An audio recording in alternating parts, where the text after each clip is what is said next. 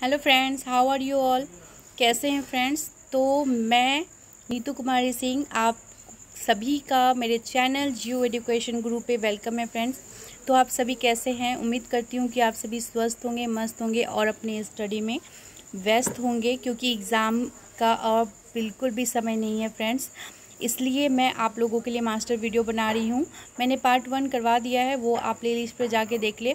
आज मैं आप लोगों के लिए क्लास 10th हिस्ट्री का पार्ट 2 करवा रही हूँ, जो आपके लिए काफ़ी यूज़फुल होगा फ्रेंड्स। मैंने इसके पहले करवाया था पार्ट 2 का, कुछ फ्रेंड मेरे देखे थे, लेकिन फ्रेंड्स उसमें कुछ इशू था, सही से सुनाई नहीं दे रहा था, कुछ बीच में प्रोफिटिंग हो रहा था। तो मैंने फिर से आपके लिए अपलोड किया है, उसको मैंने हटा दिया है, फिर से बनाई हूँ मैं आपके लिए। तो फ्रेंड्स, अगर आपको अच्छा लगता है तो आप प्लीज़ लाइक कर दिया करिए फ्रेंड्स। और मैं आपके लिए मोस्ट एक्सपेक्टेड क्वेश्चन का भी बनाने वाली हूँ, तो आप मेरे चैनल को जल्दी सब्सक्राइब करके बेल आइकन दबा दें, ताकि आप तक नोटिफिकेशन मेरा सबसे पहले पहुँच सके फ्रेंड्स। तो चलिए फ्रेंड्स, स्टार्ट करते हैं, क्योंकि आपके पास भी समय बहुत कम है। लेट्स स्टार्ट करते हैं। आज का जो मास्टर वीडियो हिस्ट्री का पार्ट 2 है वो स्टार्ट करते हैं। चलिए। हेलो फ्रेंड्स, ये मास्टर वीडियो हिस्ट्री का है, क्लास 10th का, और ये पार्ट 2 है। पार्ट 1 मैंने करवा दिया है। तो चलिए स्टार्ट करते हैं। अर्थव्यवस्था और आजीविका, औद्योगिकरण का युग। पहला क्वेश्चन है, औद्योगिक क्रांति का अर्थ क्या है। तो देखिए, औद्योगिक क्रांति का अर्थ क्या होगा फ्रेंड्स। राजसत्ता में परिवर्तन, सामाजिक व्यवस्था में परिवर्तन, उत्पादन की प्रणाली में परिवर्तन या वितरण की प्रणाली में परिवर्तन। तो इसका हो जाएगा उत्पादन की प्रणाली में परिवर्तन। नेक्स्ट है, आदि औद्योगिकरण की विशेषता क्या थी। तो पहला है, उत्पादन स्थानीय उपभोग के लिए होता था, उत्पादन क्षेत्रीय उपभोग के लिए होता था, या उत्पादन अंतर्राष्ट्रीय बाजार के लिए नहीं होता था। चौथा है, उत्पादन केंद्रित ना होकर विकेंद्रित था। तो फ्रेंड्स, आदि औद्योगिकरण की विशेषता क्या थी। तो आदि औद्योगिकरण की जो विशेषता थी वो थी, उत्पादन जो है केंद्रित ना होकर विकेंद्रित था। निम्नलिखित में से किस कारण ने सबसे अधिक इंग्लैंड में औद्योगिक क्रांति को बढ़ावा दिया। जनसंख्या में वृद्धि, सस्ते मजदूरों की उपलब्धता, इंग्लैंड में कृषि क्रांति, या उद्योगों को राजकीय संरक्षण। तो फ्रेंड्स 4 का देखिए क्या हो जाएगा, उद्योगों को राजकीय संरक्षण, है ना। यानी उद्योग किस कारण ने सबसे अधिक इंग्लैंड में औद्योगिक क्रांति को बढ़ावा दिया। तो उद्योगों को वहाँ राजकीय संरक्षण अधिक प्रदान कर गया, इसलिए इंग्लैंड में औद्योगिक क्रांति को बढ़ावा मिला। फ्लाइंग शटल मशीन का निर्माण किसने किया। जॉन के, जेम्स हारग्रीव्स, या क्रॉम्पटन ने, या रॉबर्ट फुल्टन ने। तो इसका क्या हो जाएगा फ्रेंड्स, बिल्कुल सही सोच रहे हो आप, जॉन के ने। फ्लाइंग शटल मशीन का निर्माण जॉन के ने किया। वाटर फ्रेम यानी स्पिनिंग फ्रेम किसने बनवाया। यानी वाटर फ्रेम जो है वो जेम्स हारग्रीव्स ने, क्रॉम्पटन ने, रिचर्ड आर्कराइट ने, या एडमंड कार्टराइट ने। तो फ्रेंड्स इसका क्या हो जाएगा, वाटर फ्रेम जिसको स्पिनिंग फ्रेम बोलते हैं, ये रिचर्ड आर्कराइट ने बनवाया। किसने, रिचर्ड आर्कराइट ने। कपास ओटने की मशीन किसने बनवाई थी। रिचर्ड आर्कराइट ने, एडमंड कार्टराइट ने, इली व्हिटनी ने, या बेसेमर ने। तो फ्रेंड्स क्या हो जाएगा, कपास ओटने की मशीन जो है वो इली व्हिटनी ने बनवाई थी। किसने, इली व्हिटनी ने। कपास ओटने की मशीन इली व्हिटनी ने बनवाई थी। नेक्स्ट है, जल शक्ति से चलने वाले पावर लूम का निर्माण किसने किया। तो देखिए, पावर लूम का जो आविष्कार है बोल रहा है जेम्स हारग्रीव्स ने, क्रॉम्पटन ने, रिचर्ड आर्कराइट ने, या एडमंड कार्टराइट ने। तो जो जल शक्ति से चलने वाले पावर लूम का निर्माण है एडमंड कार्टराइट ने किया था। किसने, एडमंड कार्टराइट ने। नेक्स्ट क्वेश्चन है, पहला वाष्प इंजन किसने बनाया। तो देखिए, आप सभी इस क्वेश्चन का जानते होंगे आई थिंक। पहला वाष्प इंजन जो है टॉमस न्यूकॉम्ब ने बनवाया। किसने, टॉमस न्यूकॉम्ब ने। लोहा गलाने की प्रक्रिया की खोज किसने की थी? तो जो लोहा था उसको गलाने की बोला हम्पी डेवी ने, अब्राहम डर्बी ने। तो फ्रेंड्स इस दोनों में ही कन्फ्यूज़न है, क्योंकि डर्बी ने किया, लेकिन कौन से, यहाँ डेवी है और यहाँ डर्बी है।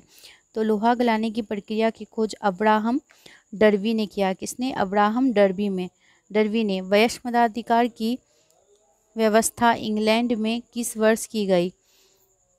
तो देखिए इंग्लैंड में जो है 1928 में वयस्क मताधिकार की व्यवस्था की गई थी। कब? 1928 में। नेक्स्ट क्वेश्चन देखते हैं। 10 घंटे का आंदोलन कहाँ चला? 10 घंटे का आंदोलन इंग्लैंड में चला, जर्मनी में चला, भारत में चला या जापान में चला? 10 घंटे का आंदोलन जो है वो इंग्लैंड में चला। कहाँ चला? इंग्लैंड में। नेक्स्ट है, औपनिवेशिक सरकार की नीतियों का भारतीय वस्त्र उद्योग पर क्या प्रभाव पड़ा? तो क्या प्रभाव पड़ा फ्रेंड्स? सूती वस्त्र का निर्यात बढ़ गया, बाजार में भारतीय वस्त्रों की मांग घट गई या भारतीय वस्त्रों का मूल्य बढ़ गया? तो हो जाएगा भारतीय वस्त्रों की मांग घट गई। औपनिवेशिक सरकार की नीति का भारतीय वस्त्र उद्योग पर यह प्रभाव पड़ा कि भारतीय वस्त्रों की मांग क्या हो गया? घट गया, और जो है विदेश का जो है वो बढ़ गया। भारत में पहली कपड़ा मिल मुंबई 1954 किसने खोली थी? तो देखिए ये पूछा भी जाता है कि सबसे पहले कहाँ खोला गया था, तो ये तो मुंबई हो जाएगा। और किसने खोली थी? तो इसका देखिए कावसजी नानाजी दाभार ने होगा। क्या होगा? कावसजी नानाजी दाभार ने, याद रखिएगा। भारत में पहला कपड़ा मिल कावसजी नानाजी दाभार ने खोली थी। नेक्स्ट है, भारत में लोहा इस्पात बनाने का पहला कारखाना कहाँ खुला? तो भारत में देखिए पहला जो है लोहा इस्पात बनाने का कारखाना पोर्टो नोवो में खुला फ्रेंड्स। कहाँ? पोर्टो नोवो में। नेक्स्ट क्वेश्चन है, भारत में मजदूरी बोर्ड की स्थापना किस पंचवर्षीय योजना में की गई? तो भारत में देखिए किसमें प्रथम बोल रहा है, द्वितीय, तृतीय, क्या होगा फ्रेंड्स, या चतुर्थ? तो जो भारत में मजदूर बोर्ड की स्थापना जो है वो तृतीय पंचवर्षीय योजना में की गई। कब की गई? तृतीय। नेक्स्ट है, राष्ट्रीय श्रम आयोग की स्थापना किस वर्ष हुई? तो देखिए राष्ट्रीय श्रम आयोग की स्थापना 1948 में, 58 में, 62 में? तो हो जाएगा 1962 में। राष्ट्रीय श्रम आयोग की स्थापना 1962 में हुआ था फ्रेंड्स। भारत सरकार किस औद्योगिक नीति द्वारा लघु कुटीर उद्योगों को प्रोत्साहन दिया गया? तो ये बोल रहा है भारत सरकार का किसके द्वारा दिया गया था? 1935 की, 47 की, 48 की या 1952 की? तो भारत सरकार जो है, भारत सरकार की 1948 की औद्योगिक नीति के द्वारा लघु और कुटीर उद्योगों को प्रोत्साहन दिया गया था। नेक्स्ट चैप्टर है शहरीकरण और शहरी जीवन। तो जैसे देखिए पहला क्वेश्चन है, प्राचीन, मध्यकालीन और आधुनिक शहरों की साझी विशेषता क्या थी? तो फ्रेंड्स आई नो कि आपके पास समय बहुत कम है, तो मैं इसको शॉर्ट में आपको बताते सिर्फ आंसर बताते जाती हूँ। ठीक है, आप जैसे मैं क्वेश्चन पढ़ूँ आप मतलब तभी सोचो कि आंसर क्या होगा, ऑप्शन पे मत टिके रहो फ्रेंड्स। ठीक है, और अगर आपको इसका पीडीएफ चाहिए ना, तो इसी वीडियो के नीचे आपको टेलीग्राम का लिंक मिलेगा फ्रेंड, उसको क्लिक करके आप ज्वाइन कर लेना, मैं इसका पीडीएफ डाल दूँगी। ठीक है, चलिए स्टार्ट करते हैं। प्राचीन, मध्यकालीन, आधुनिक शहरों की साझी विशेषता क्या थी? तो देखिए सभी शहर और गैर कृषि व्यवसाय के केंद्र थे। प्राचीन, मध्यकालीन और आधुनिक शहरों की साझी विशेषता क्या थी? सभी शहर गैर कृषि व्यवसाय के क्या थे? केंद्र थे। आधुनिक नगरों का विकास कब से हुआ? आधुनिक नगरों का विकास जो है औद्योगिक क्रांति से हुआ। आधुनिक नगरों के उदय में किस कारण का योगदान नहीं था? तो किसका योगदान नहीं था फ्रेंड्स? पहला है औद्योगिक पूंजीवाद का उदय, उपनिवेशवाद का विकास, लोकतांत्रिक आदर्शों का विकास, शैक्षणिक केंद्रों की स्थापना। तो कौन सा होगा फ्रेंड्स? शैक्षणिक केंद्रों की स्थापना। आधुनिक नगरों के उदय में शैक्षणिक केंद्रों की स्थापना का योगदान नहीं था। किसका किसका था? औद्योगिक पूंजीवाद का उदय, उपनिवेशवाद का विकास और लोकतांत्रिक आदर्शों का विकास। इसका जो है आधुनिक नगरों के उदय में उदय का कारण था ये। विश्व के प्राचीनतम शहर कहाँ बसे थे? तो विश्व के जो प्राचीनतम शहर थे वो आप सभी इसका जानते होंगे फ्रेंड्स, मेसोपोटामिया में बसे थे। जिगुरात कहाँ बनाए गए? जिगुरात यूनान में, रोम में, सुमेर में या असीरिया में? तो जिगुरात जो है वो सुमेर में बनाए गए थे। कहाँ बनाए गए थे फ्रेंड्स? सुमेर में। विशाल स्नानागार बना, विशाल स्नानागार कहाँ बना था? मोहनजोदड़ो में बना था फ्रेंड्स, मोहनजोदड़ो में। इस क्वेश्चन का आंसर आप सभी आई थिंक जानते होंगे। नेक्स्ट क्वेश्चन है, देखिए, देवगानेर धौर्मे आगमन नामक उपन्यास में किस महानगर का वर्णन किया गया है? कलकत्ता, बॉम्बे, मद्रास या दिल्ली? तो फ्रेंड्स इसका क्या हो जाएगा? जैसे नाम से देखिए पता चल जा रहा है, ये कलकत्ता का है। क्या हो जाएगा? कलकत्ता। आधुनिक शहरों का उदय सबसे पहले कहाँ हुआ था? तो आधुनिक शहरों का बोल रहा है भारत में, इंग्लैंड में, फ्रांस में। आधुनिक शहरों का जो उदय है सबसे पहले इंग्लैंड में हुआ था फ्रेंड्स। नेक्स्ट है, इंग्लैंड में चार्टिस्ट आंदोलन कब आरंभ हुआ था? तो 1838 में हुआ था फ्रेंड। इंग्लैंड में चार्टिस्ट आंदोलन 1838 में हुआ था। नेक्स्ट है, लंदन के देनवेसेरे किसके लिए बनाए गए थे? तो भूमिपतियों के लिए, पूंजीपतियों के लिए, कारखानों के लिए और बेसहारा लोगों के लिए। तो देखिए जो इंग्लैंड में रेन बसेरे बनाए गए थे ना, वो बेसहारा लोगों के लिए बनाए गए थे। किन के लिए बनाए गए थे? बेसहारा लोगों के लिए बनाए गए थे। नेक्स्ट क्वेश्चन है, देखिए, संयमता आंदोलन चलाने का उद्देश्य क्या था? संयमता आंदोलन चलाने का उद्देश्य था शराबखोरियों पर नियंत्रण लगाना था। क्या था? शराबखोरियों पर नियंत्रण लगाना। नेक्स्ट क्वेश्चन है, लंदन में गार्डन सिटी की योजना किन लोगों ने बनाई थी? तो देखिए लंदन में जो गार्डन सिटी है ना, उसकी योजना वहाँ के जो धनी लोग थे वो लोग बनाए थे। तो लंदन में गार्डन सिटी की योजना धनी लोगों ने बनाई थी। पेरिस के पुनर्निर्माण का क्या उद्देश्य था फ्रेंड्स? पेरिस के पुनर्निर्माण का उद्देश्य था पेरिस को भव्य नगर बनाना। क्या होगा? आप ही सोचो, किसी भी नगर को बनाने का उद्देश्य क्या हो सकता है? उसको भव्य बनाना। सीधी लकीरों का अतीला के रूप में किसका चित्रण किया गया? तो सीधी लकीरों के रूप में अतीला जो है ये बैरोन हॉसमॉन का है। सीधी लकीरों का अतीला के रूप में किसका चित्रण किया गया? बैरोन हॉसमॉन का। एक स्वतंत्र राष्ट्र के रूप में सिंगापुर का उदय किस वर्ष हुआ था? तो किस वर्ष हुआ था? 1919 में, 1945 में, 1955 में या 1965 में? तो फ्रेंड्स इसका हो जाएगा 1965 में। एक स्वतंत्र राष्ट्र के रूप में सिंगापुर का जो उदय हुआ था वो 1965 में हुआ था। बॉम्बे का चौल किस प्रकार की इमारत थी? तो जानती, बहुमंजिली इमारत थी मुंबई की चौल। मुंबई में किराया कानून किस वर्ष लागू किया गया था? तो मुंबई में किराया जो कानून था वो 1980 में यानी 1918 में फ्रेंड्स लागू किया गया था। निम्नलिखित में से किस फिल्म के गाने में मुंबई के अंतर्विरोधी आयाम को दिखाया गया है? तो देखिए CID जो गाना है उसमें दिखाया गया था। मगध साम्राज्य की प्राचीनतम राजधानी कहाँ थी? तो देखिए मगध राज्य की जो प्राचीनतम राजधानी थी वो क्या हो जाएगा फ्रेंड्स? राजगृह। क्या था? राजगृह। पाटलिपुत्र किसके शासनकाल में मगध की राजधानी बनी? पाटलिपुत्र जो है उदयन के समय में, किसके? उदयन के समय में मगध की राजधानी बनी। मेगस्थनीज ने पाटलिपुत्र की यात्रा किसके समय में की थी? तो मेगस्थनीज ने पाटलिपुत्र की जो यात्रा थी वो चंद्रगुप्त मौर्य के समय में, मेगस्थनीज ने पाटलिपुत्र की यात्रा चंद्रगुप्त मौर्य के समय में की थी।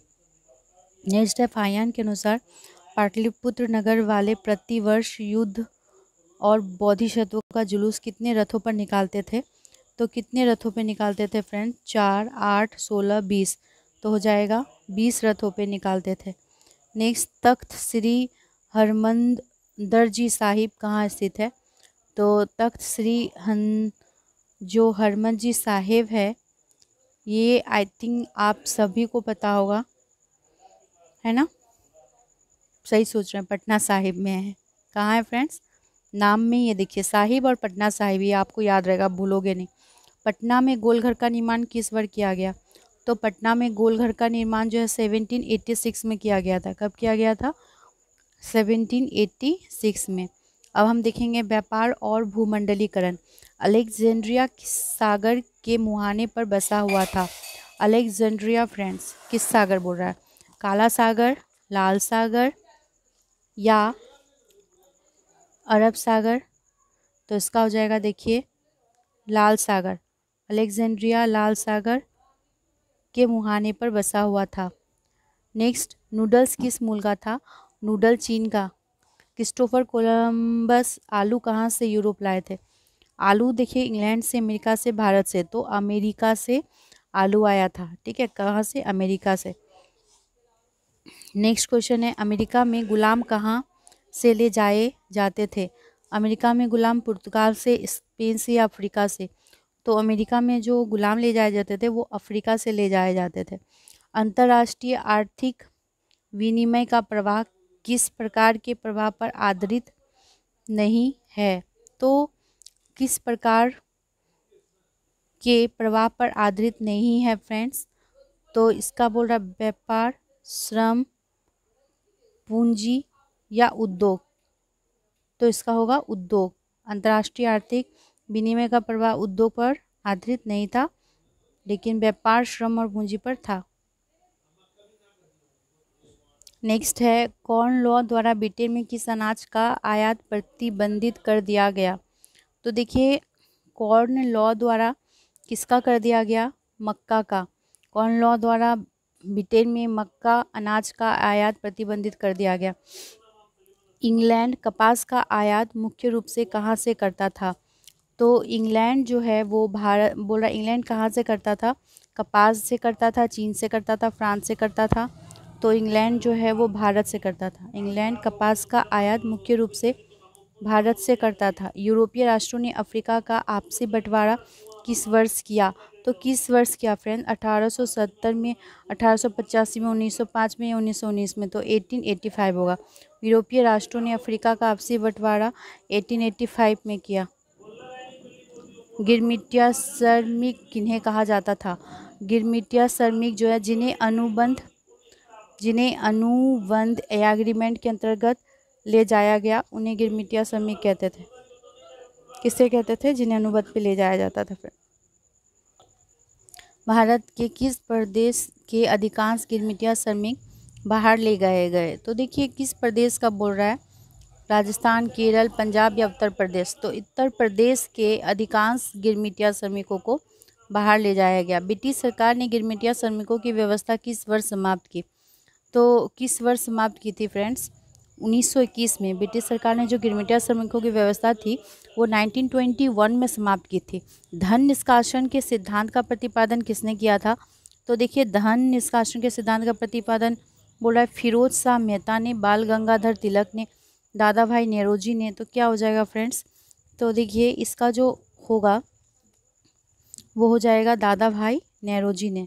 धन निष्कासन के सिद्धांत का प्रतिपादन जो है दादा भाई नेरोजी ने किया था। बृहत उत्पादन की नीति किसने अपनाई? बृहत उत्पादन की नीति जो है वो हेनरी फोर्ड ने अपनाई थी। किसने? हेनरी फोर्ड ने। नेक्स्ट है, आर्थिक महामंदी का विश्व अर्थव्यवस्था पर क्या प्रभाव पड़ा? तो देखिए पहला, उत्पादन में तेजी, उपभोक्ता वस्तु की मांग में बढ़ोतरी, अकाल या बेरोजगारी? तो क्या हो जाएगा फ्रेंड्स? बेरोजगारी। आर्थिक महामंदी का क्या होगा? देखिए ऑब्वियसली बेरोजगारी होगा। आप जानते ही हैं यही प्रभाव पड़ सकता है। दी कॉमर्स ऑफ नेशन नामक पुस्तक के लेखक कौन थे? तो फ्रेंड्स क्या होगा? एडम स्मिथ या कार्डलीफ या किन्स?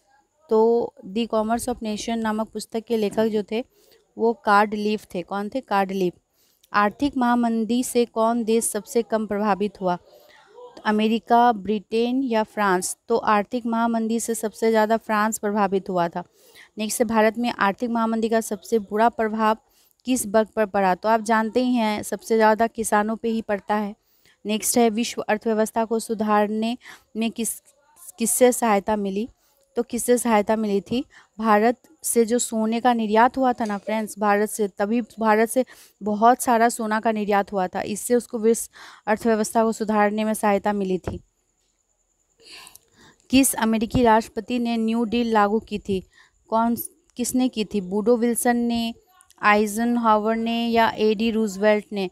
तो बोलता है किस अमेरिकी राष्ट्रपति ने न्यू डील लागू की थी? तो FD रूजवेल्ट होगा फ्रेंड्स। क्या होगा? FD Roosevelt. नेक्स्ट देखिए, ओटावा सम्मेलन किस वर्ष हुआ था? ओटावा सम्मेलन जो है 1932 में हुआ था फ्रेंड्स। कब हुआ था? 1932 में ओटावा सम्मेलन हुआ था। नेक्स्ट है, संयुक्त राष्ट्र मौद्रिक एवं वित्तीय सम्मेलन किस वर्ष हुआ? तो संयुक्त राष्ट्र जो हुआ था 1932, 33, 43 या 44? तो फ्रेंड्स 44 में हुआ था मौद्रिक नीति सम्मेलन जो हुआ था, ठीक है, 1944 में हुआ था संयुक्त राष्ट्र मौद्रिक एवं वित्तीय सम्मेलन। यूरोपीय इकोनॉमिक्स कम्युनिटी EEC की स्थापना किस वर्ष हुई थी? EEC की स्थापना 1944 में, 48 में या 1957 में फ्रेंड्स? क्या हो जाएगा बताइए? तो देखिए इसका 1957 हो जाएगा। यूरोपीय इकोनॉमिक्स कम्युनिटी EEC की स्थापना 1957 में हुई थी। नेक्स्ट देखते हैं, भूमंडलीकरण शब्द का इजाद किसने किया था? तो भूमंडलीकरण शब्द का इजाद जो है कीन्स ने, ब्रिया ने, फ्रेडरिक विलियम ने, जॉन विलियम्स ने? तो कौन सा हो जाएगा फ्रेंड? जॉन विलियम्स ने। जॉन विलियम्स ने भूमंडलीकरण शब्द का इजाद जॉन विलियम्स ने किया था। विश्व व्यापार संगठन की स्थापना किस वर्ष की गई थी? तो बोल रहा है किस वर्ष की गई थी? 1995 में की गई थी फ्रेंड्स। विश्व व्यापार संगठन की स्थापना 1995 में की गई थी। G8 की स्थापना कब हुई? G8 की स्थापना 1975 में, 1975 में हुई थी फ्रेंड्स। ये लास्ट चैप्टर है, प्रेस, संस्कृति और राष्ट्रवाद। देखिए फ्रेंड्स, अगर आपको थोड़ा भी अच्छा लग रहा है तो आप लाइक कर दे प्लीज़। चलिए, आरंभिक मानव अपने भावों की अभिव्यक्ति किस माध्यम से करता था? तो ये क्वेश्चन आप सभी को पता होगा। देखिए, आरंभिक मानव कैसे करते थे? चित्र बनाकर करते थे पहले स्टार्टिंग में। कागज़ का आविष्कार किस देश में हुआ?